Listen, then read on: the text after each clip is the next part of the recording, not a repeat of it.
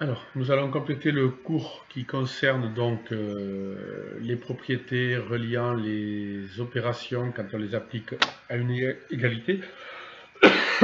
Pardon.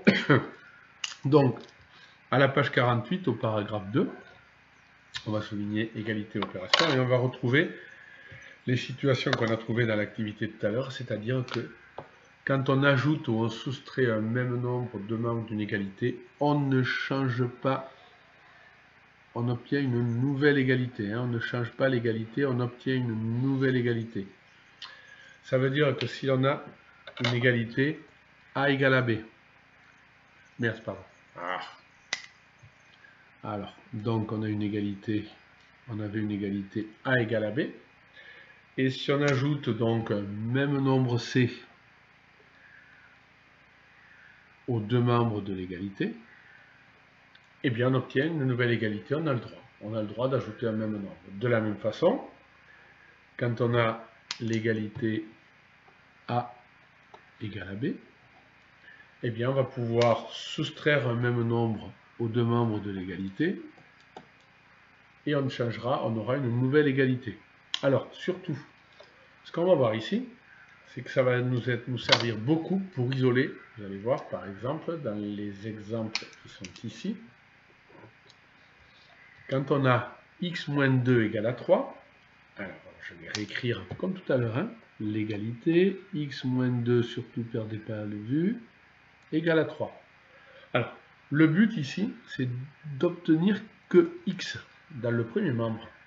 Donc, quand on a x moins 2, si j'ajoute 2 ici, x moins 2 plus 2, ça s'annulera, on n'aura bien plus que x. Mais si on ajoute 2 dans un membre, d'après la règle qui est au-dessus, il faut aussi l'ajouter dans le second membre.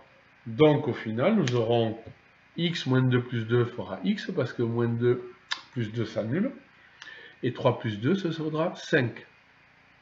Donc on avait une égalité au départ, on l'a transformée en ajoutant le même nombre, et on arrive à x qui vaut 5. Et en effet, si x vaut 5, si on le remplace dans cette égalité, 5 moins 2 fera donc bien 3. On va essayer donc de transformer cette égalité qui est là, où l'on avait donc x plus 7 qui était donc égal à 5, et on va essayer de la transformer pour isoler ici x dans le premier membre.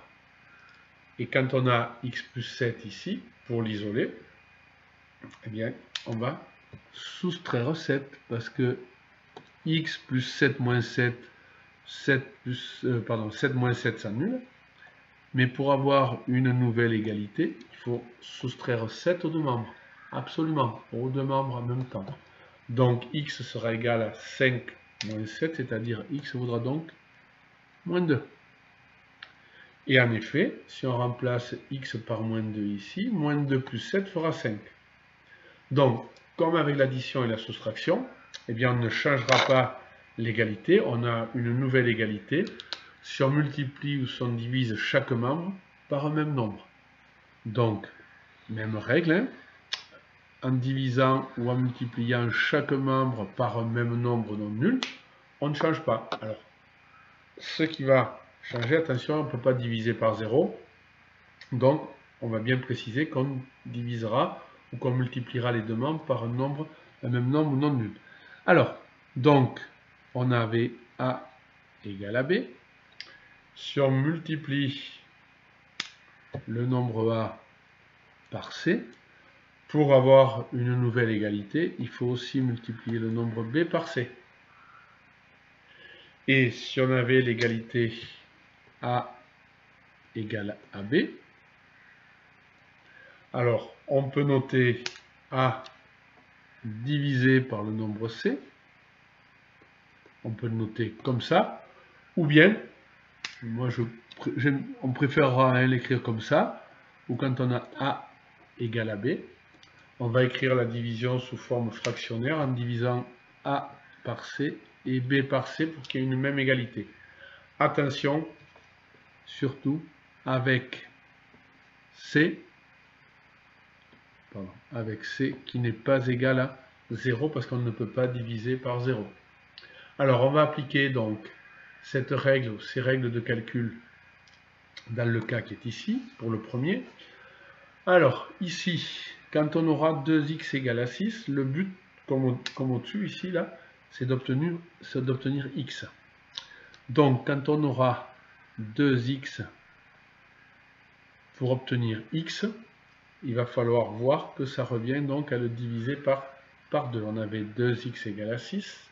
Je vais essayer de le montrer tout à l'heure. Donc, on va diviser 2x par 2 et 6 par 2. Alors, on va essayer de le justifier ici avec un schéma fléché. Quand on a x, par quel calcul trouvera-t-on 2x? Donc, là, je vais l'écrire, c'est en multipliant x par 2. X fois 2, ça fait 2x. Donc, pour retrouver à partir de 2x le nombre x, on va donc le diviser par 2. 2x divisé par 2, ça fait x, et 6 divisé par 2, ça fait 3. Il n'y a pas non plus tellement de secret hein, ici. Donc, on a bien trouvé ici que x était donc égal à 3. 2 fois 3, ça fait bien 6. Alors celui-là, on le rencontrera beaucoup plus rarement. On va quand même le traiter. Je ne vais pas traiter le dernier, le calcul. Alors quand on aura x sur 3 égale à 4, donc on avait x divisé par 3 qui était donc égal à 4. Et le but, c'est de retrouver x.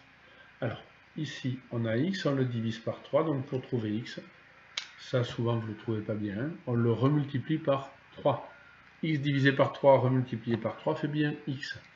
Donc ici, on multipliera aussi 4 par 3 pour trouver 12. Alors, on va faire ensuite des exercices sur lesquels il faudra s'exercer pour pouvoir transformer ces égalités, soit en ajoutant un même nombre, soit en soustrayant un même nombre, soit en divisant par un même nombre, soit en multipliant par un même nombre les deux nombres. On ne fait pas le dernier exemple.